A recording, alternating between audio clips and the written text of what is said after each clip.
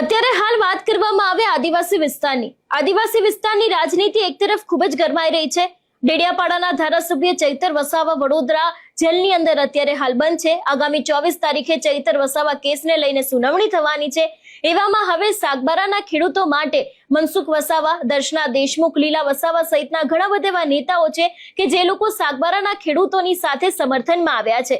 એક તરફ અત્યારે હાલ ત્યાં ધરણા ચાલી રહ્યા છે અને બીજી બાજુ હવે ઉમરપાડાના ખેડૂતો દ્વારા આખા આ જ મામલે બેઠકો કરવામાં આવી રહી છે। આ બેઠકની અંદર સાગબારાના ખેડૂતો પર આક્ષેપો મૂકવામાં આવ્યા છે, ધાક ધમકીની વાત કરવામાં આવી રહી છે। સૌથી પહેલા તો જો આ વિષયને લઈને વિગતે વાત કરવામાં આવે તો સુરત જિલ્લાના ઉમરપાડા તાલુકામાં જંગલ જમીન પર ખેડાણને લઈને ફરી એક વખત વિવાદ વકર્યો છે। એક તરફ નર્મદા જિલ્લાના સાગબારા તાલુકાના ખેડૂતો દ્વારા ઉમરપાડા વિસ્તારની જમીન પર ખેડાણ કરવાનો દાવો કરવામાં આવી રહ્યો છે અને બીજી બાજુ અત્યારે હાલ ઉમરપાડાના વડપાડા નજીક આવેલા વડગામ ખાતે વિસ્થાપિત ખેડૂતોએ બેઠક યોજી છે। આ બેઠકમાં ખેડૂતો દ્વારા જમીન પરના હક સહિત અનેક મુદ્દાઓને લઈને ચર્ચા કરવામાં આવી છે।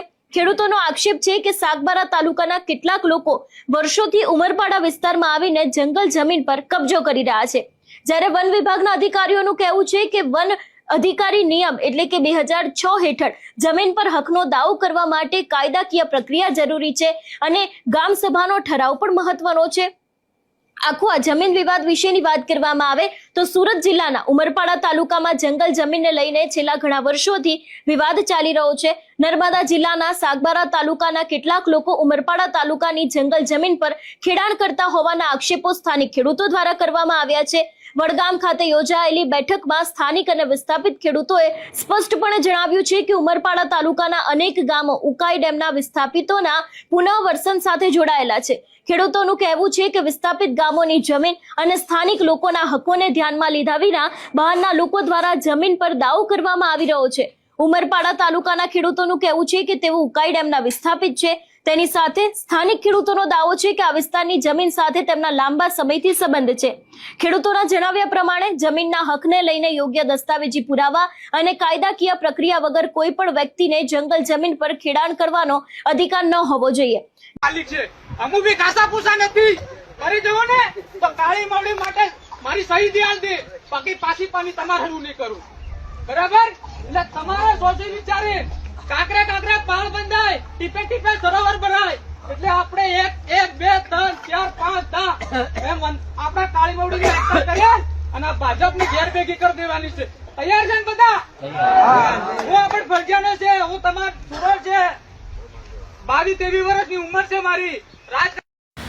નમસ્કાર મિત્રો, જો આમ આદમી પાર્ટીનો કાર્યકર બહુ જોરદાર જોશ છે, પણ આને થોડો રાજકારણ થોડું દિલથી લઈ લીધું એવું લાગે છે। રાજકારણ જોરદાર દિલથી લઈ લીધું છે એટલે બધું આમ હોશમાં આવી ગયું છે। બકા રાજકારણ એટલું બધું દિલથી નહીં રમવાનું હોય, રાજકારણ નથી રમવાનું। અત્યારથી તમે હવે સરપંચ બની ગયા છો, તે સરપંચની ચૂંટણીમાં ઊભા હશો અને તમે ભાજપની હટાવવાની કેવો વાત કરો છો યાર?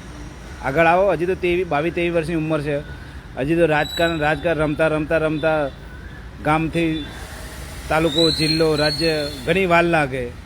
બાકી જોશ સારો છે, બરાબર? આવો નવો જોશ રાખો તો મોટો નેતા બનવાના લક્ષણો છે, બોલો ખરું ને? કોમેન્ટ કરજો તમે। આ જુઝારું નેતા લાગે છે, પણ હજી તો ઘણા અલગ ઘણી વાડીઓનું પાણી પીવું પડશે તારે નેતા બનશે, ખરું ને?